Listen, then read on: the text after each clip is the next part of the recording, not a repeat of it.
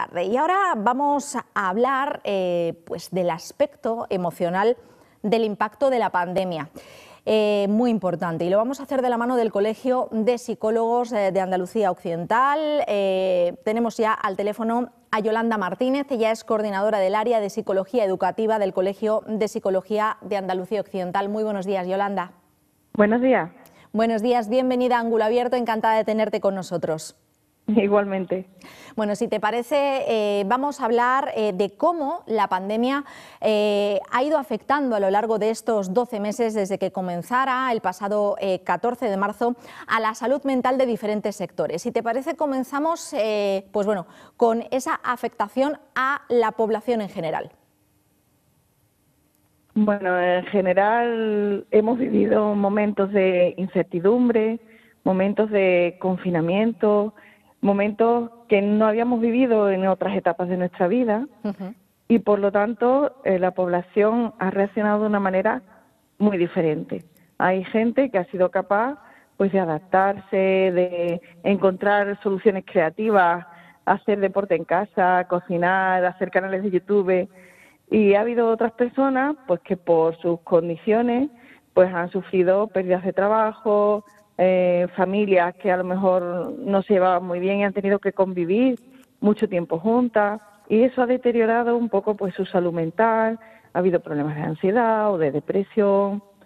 La población en general, bueno, pues todos hemos intentado adaptarnos a las nuevas situaciones que hemos vivido, y con posterioridad al confinamiento sí que hemos notado que ha habido un incremento de ansiedad, un incremento, a lo mejor cuando hemos superado lo malo, pues todo lo que hemos vivido un poco que ha salido a flor de piel, y entonces sí que hemos notado en las consultas de psicología ese incremento de consultas sobre problemas de ansiedad, problemas de relación de pareja, bueno, pues que realmente la situación emocional se ha visto deteriorada. Hablamos de síntomas de ansiedad, depresión, estrés postraumático. ¿Cuáles serían los factores de riesgo? Yolanda, tú ya has avanzado algunos, como por ejemplo ese periodo de confinamiento prolongado, pero también hay otros, ¿no? Como por ejemplo quizá pues una alta exposición a noticias sobre la pandemia. Las tenemos todos y cada uno de los días, podemos decir que a todas horas en todas las cadenas. El contacto con afectados por COVID, pues el duelo, ¿no?, en muchos casos que se ha tenido que producir entre la población en general con las personas que han fallecido. Sí, es evidente que cuando el COVID nos ha tocado de cerca, y es raro que haya una familia que no conozca, un vecino, un familiar, un allegado que le haya tocado el COVID, pues todos hemos vivido situaciones de miedo, de incertidumbre, pues ha habido muchos fallecidos y entonces lo sabemos, nos cuentan. Todo eso incrementa los niveles de ansiedad, incrementa la depresión. Realmente uno de los factores de riesgo es el estar sobreexpuesto a toda esa información negativa. Desde el Colegio de Psicólogos se hizo un decálogo durante el confinamiento para que fuésemos un poquito críticos, cuidásemos nuestra salud mental, no estuviéramos expuestos todo el tiempo, nos informásemos solo por medios oficiales, no estar constantemente en redes sociales comentando, recibiendo noticias de miedo, de alarma, Entonces esos son factores potenciales de riesgo de caer pues en una depresión, en estados ansiosos. La incertidumbre es algo que solemos llevar mal y nos conlleva ansiedad. Entonces tenemos que estar muy tranquilos y muy seguros de que se está haciendo todo lo posible por avanzar en esta pandemia y mejorar. Y hay personas que no son capaces de controlar ese estado de miedo o esa incertidumbre y son los más vulnerables ante los estados ansiosos. Yolanda, ¿y este impacto emocional del que estamos hablando, cómo se manifiesta? ¿Cuáles son las señales, las líneas rojas que nos pueden hacer darnos cuenta de que realmente esto nos está afectando y nos está pasando factura? Bueno, es muy evidente porque todos intentamos seguir nuestra vida normal, intentamos volver a trabajar, reincorporarnos pues a tener amistades, a una vida normal como llevábamos antes del confinamiento. Sin embargo, hay personas que lo viven con miedo, que tienen insomnio, que les cuesta salir a la calle porque piensan que se van a contagiar o porque no quieren traer el coronavirus a la familia. Las personas que están viviendo esta etapa que intentamos normalizar, aunque nunca es realmente como una etapa normal, pero que sí que intentamos hacer la vida normal. Y hay personas que lo viven con miedo, con incertidumbre, que no duermen, que tienen que medicarse. Lo que hemos notado es que hay un exceso de medicación o un incremento en la medicación para poder sobrellevar el día a día. Todo esto son pequeños indicadores que nos están diciendo que algo no funciona bien, que a lo mejor un apoyo psicológico, tratamiento psicológico sería necesario para volver a restablecer los niveles de tranquilidad y de bueno, pues convivir con las circunstancias que tenemos desde un punto de vista con un poco de perspectiva, con tranquilidad, bueno, y saber sobrellevar pues toda la incertidumbre que todavía nos queda por delante, porque esto ha venido para quedarse un poco más de tiempo y tenemos que estar fuertes psicológicamente para seguir, bueno, pues afrontando las situaciones que nos quedan por vivir. Pues estos son los efectos de la pandemia en la población en general, pero ahora me gustaría hablar en concreto de un sector que lleva en primera línea de batalla durante todos estos meses, durante toda la pandemia, como es el sector sanitario, la población sanitaria. Quizá en ellos, Yolanda, está pasando más factura la pandemia, ¿no?, que en otros sectores poblacionales. Sí, ahí con el sector sanitario sí que podemos hablar de estrés postraumático. Ellos son los que están en primera línea, los que han vivido situaciones muy duras, muy traumáticas y han aguantado como han podido porque sabían que eran necesarios, porque no tenían más remedio que trabajar y que salvar a los demás. Y una vez que han pasado las diferentes olas, pues poco a poco ellas han sido la población más vulnerable. ¿Por qué? Pues porque han tenido que aguantar, incluso encontrándose mal, han tenido que aguantar mucho tiempo, un nivel de estrés sostenido en el tiempo y situaciones muy duras que difíciles de superar. Entonces, con este tipo de población sí que podemos hablar de que necesitan tratamiento por estrés postraumático, que muchos de ellos están medicados, que muchos de ellos cuando hablan de su trabajo no pueden evitar llorar, no pueden evitar sentirse deprimidos, tristes y ansiosos, pero con razón. Es decir, pues ellos han sido los que han mantenido un nivel de estrés y un nivel de ansiedad mucho más alto que el resto de la población. Claro, porque han pasado por muchos estadios, ¿no?, de terror. Por un lado, por el propio colapso sanitario que se ha producido en determinados momentos pues a lo largo de estos 12 meses, por la escasez en el principio de la pandemia de las medidas de protección, pero también se ha sumado a esto pues el miedo al contagio de uno mismo y el miedo a contagiar a sus familiares, porque no debemos de olvidar que estas personas estaban trabajando durante unas horas, pero es que volvían a su casa.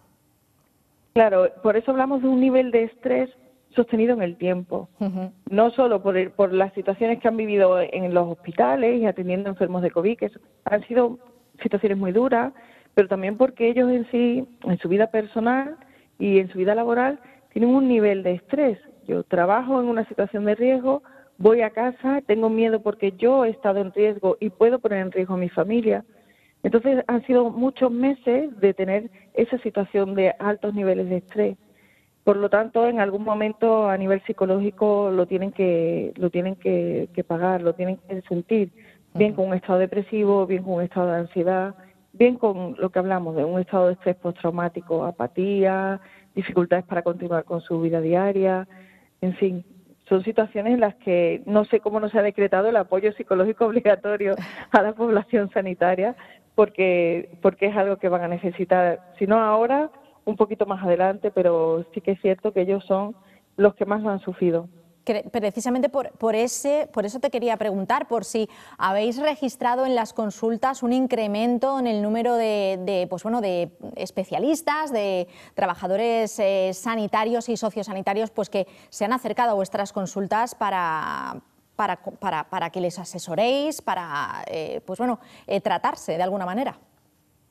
Hemos registrado más o menos el mismo número de población general que de población sanitaria, Sí. pero sí es cierto que muchos de ellos sí que en sus propios centros de trabajo tienen esa asistencia, porque tienen cercano pues al psicólogo Claro. del centro de salud, al psicólogo del hospital, entonces sí que es cierto que ellos tienen sus propios recursos con los que son atendidos, pero no ha sido infrecuente ver pues a enfermeras, a celadores, bueno, pues que han tenido que vivir situaciones muy difíciles que en su trabajo, en su experiencia anterior, de años de trabajo anterior, no habían tenido y que, bueno, que han tenido que un poco que ventilar, un poco que afrontar y poner en perspectiva y que han necesitado ese apoyo psicológico. Yolanda, otro sector poblacional del que me gustaría hablar es el de las personas mayores. El 15% de la población española tiene más de 70 años. ¿Cuál ha sido el impacto emocional de la pandemia, por ejemplo, pues bueno, en las residencias donde se han registrado, pues por desgracia, muchísimos fallecimientos, muchísimos decesos y donde las personas mayores han tenido que pasar por situaciones de soledad, de pérdida, de deterioro funcional? Pues la información que tenemos de las residencias y de los centros de día, que quizás son para nosotros más cercanos, ¿no? Sí. Tenemos familiares, los llevamos a centros de día, pasan el día, luego los recogemos. Pues el sentimiento de aislamiento y de soledad ha sido lo más frecuente. Ellos, sí es cierto que en las residencias afectadas, pues claro, imagínate, si estás acostumbrado a tener relación con personas a tu alrededor que van falleciendo, son situaciones muy duras. Pero así a nivel general, lo que más he notado es pues esa falta de actividad, de contacto social, ese aislamiento forzoso o esa soledad que no han tenido más remedio que notar. Las visitas a los familiares han sido muy contadas en la residencia, siempre a través de un cristal, siempre con muchas medidas de seguridad. Esa soledad es lo que más les ha afectado y eso provoca lo que tú hablabas, ese deterioro cognitivo, ese deterioro afectivo, porque a esas edades, más que nunca, se necesita ese estímulo social, ese cariño, ese contacto. Ahí el peso de mantenerlos ha sido el personal de las residencias, que han tenido una importancia fundamental y que también ellos van a sentir el impacto de ese nivel de estrés, de trabajo y de afrontar situaciones muy duras. Quizá hemos hablado del personal sanitario, hablamos del personal de las residencias de mayores. Yo creo que también se ha llevado una gran carga de estrés y de daño emocional. Y bueno, yo creo que los mayores también han tenido una larga vida, saben poner las cosas en perspectiva, no han perdido trabajo, no han perdido... quizá ellos han sido personas vulnerables, pero quizá el impacto ha sido un poquito menor, porque no han tenido que retomar un día a día con grandes afectaciones. Bueno, pues ahí estamos viendo imágenes precisamente de los mayores y las mayores de la residencia Fragela. Yolanda, hemos hablado de la población general, del sector sanitario, de nuestros mayores y nuestras mayores. ¿Y qué pasa con las personas que han pasado la enfermedad? ¿Qué secuelas emocionales les deja? Pues muchos han pasado situaciones muy duras, de hospitalizaciones largas, de hospitalizaciones muy duras, de estar intubados. Son personas que, bueno, es frecuente que tengan estrés postraumático, que les cueste retomar su vida sin miedos, que le tengan mucho más miedo a la enfermedad a pesar de estar inmunes o de pensar que están inmunes, constantemente la información de que hay nuevas variantes, de que es posible que se vuelvan a contagiar, eso lo que acrecienta es su estrés y su ansiedad. Son personas que van a necesitar apoyo psicológico en muchas circunstancias y de hecho es una de las cosas que se está aconsejando, que a las personas de larga hospitalización o de largo tiempo de enfermedad, no estamos hablando de aquellos leves que han sido asintomáticos, que han estado 15 días en casa, hablamos de personas que han estado hospitalizadas y que han pasado situaciones de mucho miedo y de mucha soledad. La mayoría de ellos lo que dicen, he estado muy solo, claro. A pesar de que el personal sanitario ha hecho todo lo posible por mantenerme en contacto con mi familia, por darme ánimo. Tienen muchas horas de estar solo, muchas horas de pensar y muchas horas en las que, bueno, pues luego eso a nivel emocional tiene que pagarse. Pues lo lógico es que tengan su apoyo psicológico, que recurran a psicólogos colegiados, que no lo dejen pasar, que no piensen que es algo pasajero, porque realmente cuando uno vive situaciones duras, lo adecuado es tener el apoyo psicológico y emocional para superarlas. Totalmente, y para eso está el Colegio de Psicólogos de Andalucía Occidental. Yolanda, estamos en la tercera ola, ya el presidente de la Junta de Andalucía, Juan Manuel Moreno, ha hablado de cuarta ola. ¿En 12 meses no hemos aprendido a liberarnos de esta carga emocional? Vamos camino de la cuarta ola. Cuanto más a largo tiempo están este tipo de situaciones, quizás la lógica nos dice que más acostumbrados tendríamos que estar. Pues ahora nos restringen las horas de salida, nos restringen los lugares de salida, ahora nos ponen más tiempo la mascarilla, pero sin embargo lo que se produce es el agotamiento de la población. Es cierto que cuanto más tiempo pasa, más acostumbrados estamos a este tipo de medidas, Sí. pero también estamos más agotados. Nos cansamos de no poder tener contacto con nuestros familiares que viven en otras provincias o en otras comunidades, nos cansamos de no poder viajar, de no poder salir, de no poder hacer planes que son los que más nos ayudan a mantener nuestra salud mental. El poder hacer actividades deportivas, el poder hacer actividades con amigos y familiares nos ayudan a mantener la salud mental. Entonces la población está más cansada, más agotada, y eso hace pues que al final afloren pues más dificultades psicológicas. Yolanda, ¿es posible que aumenten todavía más estos trastornos? Hablamos, pues bueno, estamos hablando todo el rato de ansiedad, depresión, estrés postraumáticos derivados del impacto de la pandemia, este aspecto emocional de la pandemia que estamos viviendo. ¿Es posible que esto vaya en aumento según siga avanzando la pandemia e incluso por la posible recesión económica que pueda venir una vez termine? Es que luego están los daños colaterales. Los daños colaterales de la pandemia no es solo el que tú tengas miedo al COVID o que tengas familiares con COVID o que hayas pasado el COVID. Es que hay muchas personas pues que están perdiendo el trabajo, que el restringir su vida social, restringir su vida anterior, pues le supone un problema, a lo mejor no a corto plazo, pero sí a largo plazo.